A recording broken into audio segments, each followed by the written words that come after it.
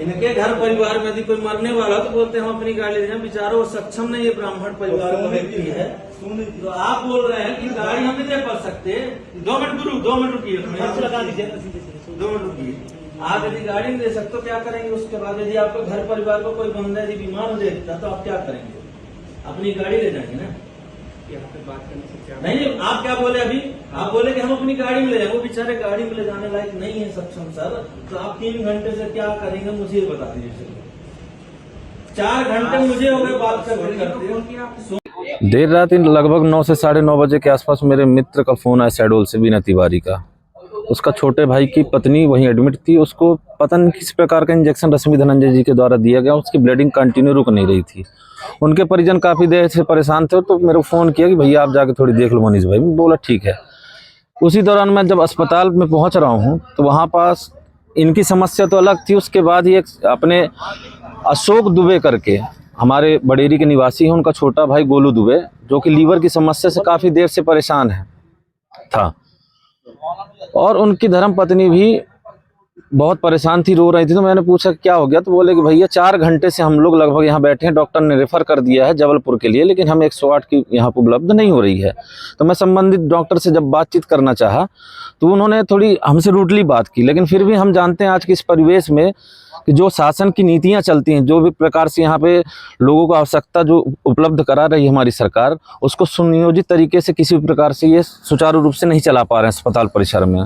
उसी दौरान जब हमने केसी सोनी सर से मैंने फ़ोन में भी बात की कि सर 108 उपलब्ध क्यों नहीं हो पा रही, तो उन्होंने गोल मोल घुमा के इधर उधर की बातें करके कहा कि आप CMHO साहब से बात कर लीजिए। मैं बोला ठीक है। उनसे बात की तो बोले नहीं, हमने तो उन्हीं को बना दिया अभी नोडल अधिकारी उसका 108 का। इन्हीं सब बातों को देखते हुए लगभग आधे से पौन घंटे मुझे हो गए अस्पताल परिसर में बात करते, जो कि हम एक जिम्मेदार मैं कार्यकर्ता हूं भारतीय जनता पार्टी का।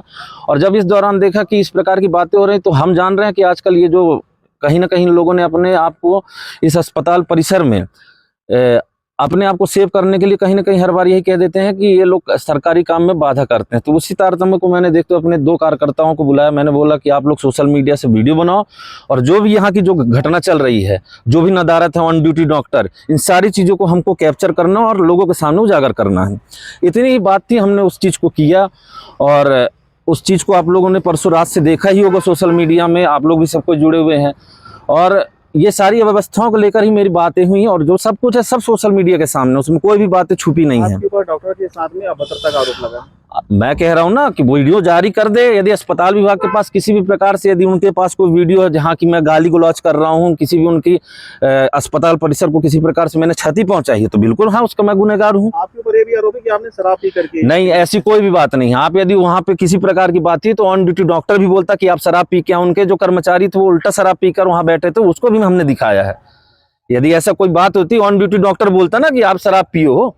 जिले में और भी जो सामुदायिक स्वास्थ्य केंद्र है वहाँ डॉक्टर समय पे नहीं बैठते हैं। ये पूरे जिले की व्यवस्था, चूंकि चरमरावी हमारे क्षेत्रीय लोकप्रिय विधायक जो हमारे द्वय शिवनारायण सिंह और मीना सिंह जी, जो कि सतत लोगों के साथ जुड़ी रहती हैं, ये सिर्फ हमारी जो सरकार को बदनाम करने के ऐसे जो भ्रष्ट अधिकारी हैं यहाँ पर जो बैठे हुए, निकम्मा निकारा जिनको मैं कहूँगा, वो अपनी बातों को छुपाने के लिए फिर उसके बाद पुलिस लाइन चौकी जाते हैं और रिपोर्ट कराने की बात करते हैं। आपकी रिपोर्ट कराने वाली धमकियों से ना हम डरने वाले, ना आपकी बात जो आप लोग ये भ्रष्टाचार मचा के रखे हुए हो चिकित्सालय में। स्वास्थ्य केंद्र में करकेली में भी यही स्थिति रहती है। तो सारी जिम्मेदारी कहीं ना कहीं देखिए, हम लोग यदि आवाज नहीं उठाएंगे, यदि इन लोगों को इन सब बातों से यदि हम दब जाएं तो ये एक तरफा राज करेंगे और जो इनका मनमाना राज चलेगा ये भ्रष्टाचार मचाते ही चलेंगे। और इसके लिए मैं आवाज कंटिन्यू उठाऊंगा, चाहे किसी भी हद तक हमें जाना पड़े, लेकिन हाँ, हम शांति से ही करेंगे जो करेंगे।